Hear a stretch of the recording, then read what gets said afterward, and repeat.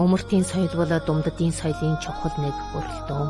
Тэр нь өвөр Монгол орны үндсэннүүдийн ард түмний Думддын үндэстний том гэр бүлдэх явуулцаа, солилцоо, уусалцал, сайхан бараалж харилцан хавсралцах, сэтгэл зүрхээ холбох, их усаа хамтаар бүтээн байгуулах, хил хязгаараа хамтаар сайхан хамгаалах, сайн сайхан амьдралыг хамтаар чогчлохоор гол уулга болгосон хувьсгалын соёл ба тал нутгийн соёл, тариалах соёл, хатан голын соёл, урт цагаан хэрмийн соёл зэргийг уусалцуулан нэг цогч болгосон газар орны соёл болох юм.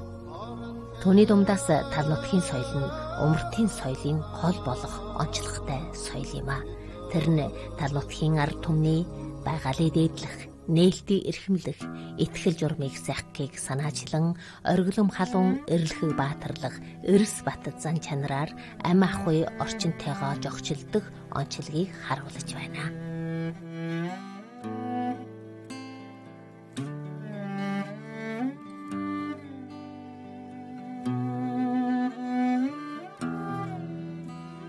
Манай уран зурагчдын сэтгэл бол үжигдхэн сайхан тал нутаг байхаар болтгоо.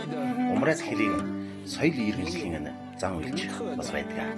Онцгойлон олон үндэстэн хамтаар умраад хэрийг бүтээн байгуулах энэ оюун санааны төрс байдал бие сэтгэлд байдаг. Тосон зургийн хамгийн их онцлог бол өнгөөр үзэн жахах төрсөд байна. Их байгалийн үзэсгэлэнт өнгө үзмжийг тосон зургаар илтгэхэд бол маш сонирхолтой. Өнөөдрийн дунд улсын уран зургийн бүтээгдэхүүн тасралтгүй амьдрал үнэлж, бас байгаль үнэлж, ард түмний нэн илүү ойлгох хэрэгтэй байна.